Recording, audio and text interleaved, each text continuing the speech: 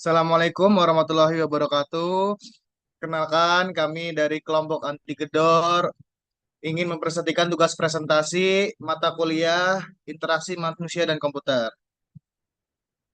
Sebelum kita memulai presentasi, alangkah baiknya kita memperkenalkan diri dulu. Saya Dimas Galiuda Putra Pribadi dan ada teman rekan-rekan saya, ada Dinda Zahira, ada Revan dan ada Syarifal.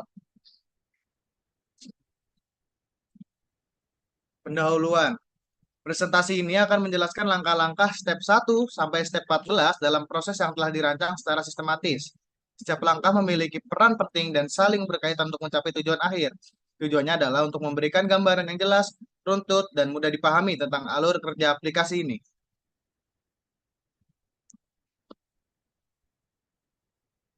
Step pertama, verifikasi problem internal dan verifikasi problem dengan US dan atau stakeholder untuk aplikasi Maps dan Altimeter. Pertama-tama, kita harus tahu siapa yang akan menggunakan aplikasi ini. Target pengguna, pendaki pemula dan menengah umur 18 sampai 35 tahun, mahasiswa, pekerja, dan anggota komunitas hiking, sering menggunakan HP dan butuh panduan jalur gunung. Nah, ini untuk contoh user personanya, bisa dilihat ada email, eh, tempat tinggal, dan ada biodata yang lainnya. Step 2 dan ketiga, memahami fungsi bisnis aplikasi Maps dan Altimeter dan memahami prinsip desain UI. Setelah tahu siapa penggunanya, kita tentukan tujuan aplikasi dan bagaimana desainnya supaya mudah digunakan. Yang pertama ada fungsi utama aplikasi, menampilkan rute pendakian navigasi lewat GPS, menyimpan dan berbagi rute, informasi cuaca, dan kondisi jalur. Terus yang kedua ada prinsip desain yang dipakai. Prinsip yang dipakai yang pertama itu konsisten, tampilan dan ikon seragam di semua halaman. Terus ada feedback, muncul pesan jika aksi berhasil atau gagal. Sederhana, tampil bersih, hanya fitur penting. Yang keempat ada jelas, teks dan ikon mudah untuk dipahami. Proses desain membangun yang selanjutnya step 4 dan kelima. Proses desain membangun menu sistem dan skema navigasi dan memilih type window yang tepat. Pertama, menu utama aplikasi. Explore, tampilkan jalur populer. Cari jalur berdasarkan nama gunung atau lokasi. Jelajah, lihat jalur sekitar pengguna. Profile, data pengguna yang telah disimpan dan rute yang telah disimpan oleh pengguna. Ada navigasi, menggunakan ikon di bawah layar atau button navigation agar mudah dijangkau. Jenis tampilannya, jendela utama, tampilan beranda dan peta, dialog box untuk konfirmasi aksi, dan pop-up info atau peringatan cepat. Selanjutnya akan dilanjutkan oleh rekan saya Dinda Zaira. Oke, terima kasih Dimas. Selanjutnya akan saya yang baca step 6 dan 7. Memilih perangkat interaksi yang tepat dan memilih screen based control yang tepat. Yang pertama adalah interaksi utama. Layar sentuh atau tap swipe, GPS untuk posisi pengguna. Langkah kedua, kontrol layar. Tombol, contoh cari jalur, simpan, drop down, dan checkbox. Untuk filter route, slider, dan atur jarak maksimal pencarian, peta interaktif, klik titik dan lihat info jalur. Selanjutnya, step 8 dan 9. Penulisan teks dan pesan dengan jelas dan memberikan feedback guidance dan assistance dengan efektif. Langkah pertama adalah teks dan pesan. Gunakan kata yang jelas dan mudah dimengerti. Contoh, mulai pendakian, rute berhasil disimpan, cuaca buruk di jalur ini. Yang kedua adalah bantuan untuk pengguna. Panduan awal saat pertama kali membuka aplikasi ikon bantuan sama dengan tanda tanya di pojok atas. Feedback seperti loading spinner saat menunggu data. Selanjutnya.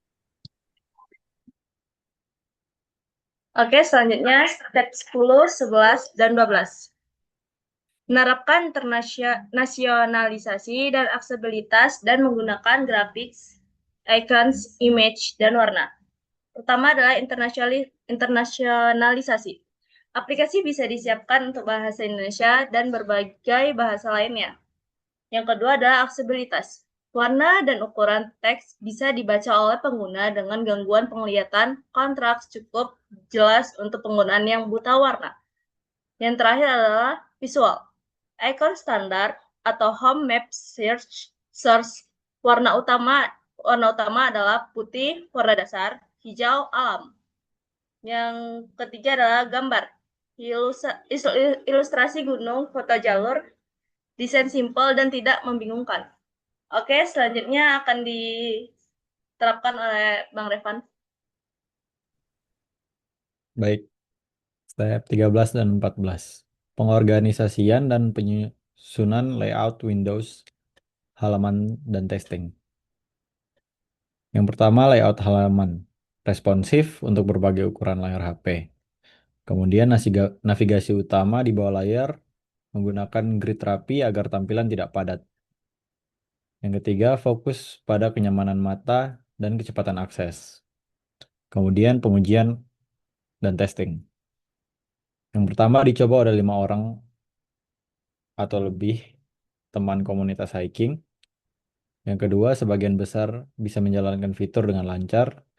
Dan yang ketiga, saran menambahkan mode offline untuk menyimpan rute. Ini hasil dari contoh pengambilan data dari user. Ini juga. Kemudian pada kesimpulan, langkah-langkah 1 hingga 14 yang telah dijelaskan dalam presentasi ini menunjukkan proses perancangan aplikasi Maps dan Altimeter secara sistematis dan terstruktur. Setiap tahap memiliki peran penting dalam menciptakan aplikasi yang user-friendly, nyaman digunakan, dan sesuai kebutuhan pengguna. Mulai dari analisis awal, perencanaan UI UX, pemilihan kontrol dan interaksi hingga pengujian akhir, semuanya dilakukan untuk memastikan aplikasi dapat digunakan secara efektif oleh berbagai kalangan, baik dalam negeri maupun secara internasional. Dengan memperhatikan aspek teknis dan kenyamanan pengguna, aplikasi ini diharapkan bisa menjadi solusi yang fungsional, menarik, dan juga mudah diakses. Kemudian pada bagian ini akan dilanjutkan oleh teman saya, Syarifal. Baik, untuk kali ini saya akan menjelaskan prototyping dari aplikasi Hike and Run.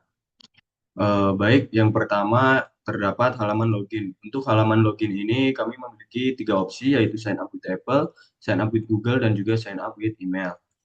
Karena aplikasi kami masih pada tahap prototype, jadi langsung sign with email dan create account.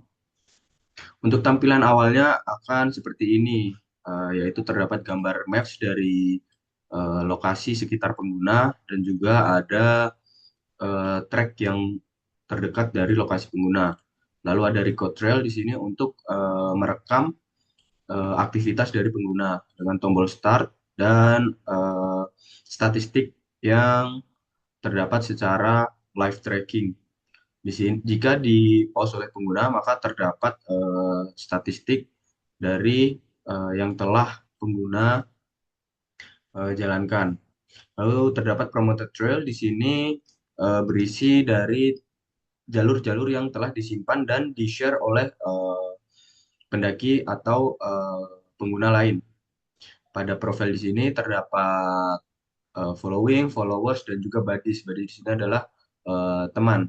Lalu ada trails yang sudah disimpan, lalu list dari trails yang sudah difavoritkan. Terdapat juga menu setting di sini dengan beberapa opsi dari bahasa. Lalu terdapat alert jika pengguna tidak memiliki internet juga. Untuk yang selanjutnya yaitu evaluasi dari SUS. Perhitungan kami terhadap responden yang telah mengisi kuesioner yang kami berikan.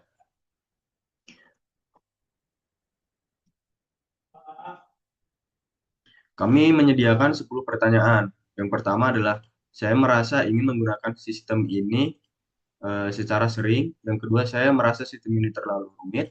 Nah, yang ketiga, saya merasa sistem ini mudah digunakan. Yang keempat, saya merasa perlu bantuan teknis untuk menggunakan sistem ini. Yang kelima, saya merasa berbagai fungsi dalam sistem ini terintegrasi dengan baik. Yang keenam, saya merasa terlalu banyak inkonsistensi dalam sistem ini. Yang ketujuh, saya membayangkan sebagian besar orang akan bisa belajar menggunakan ini. Lalu yang kedelapan, saya merasa sistem ini sangat membingungkan. Yang kesembilan, saya merasa percaya diri saat menggunakan sistem ini. Dan yang kesepuluh adalah saya harus belajar banyak sebelum bisa menggunakan sistem ini.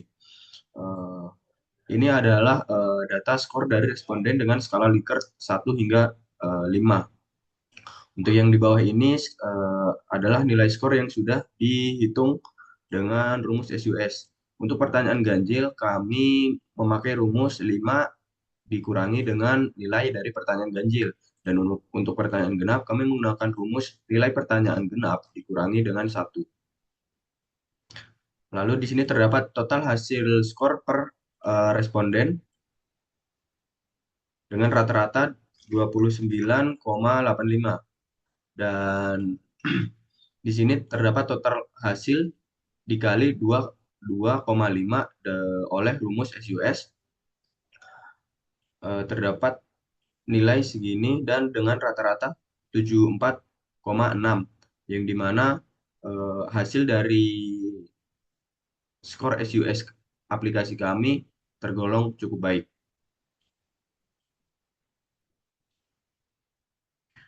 Baik, sekian presentasi dari kami, kelompok anti gedorle. Kurang lebihnya mohon maaf. Kami izin undur diri. Wassalamualaikum warahmatullahi wabarakatuh.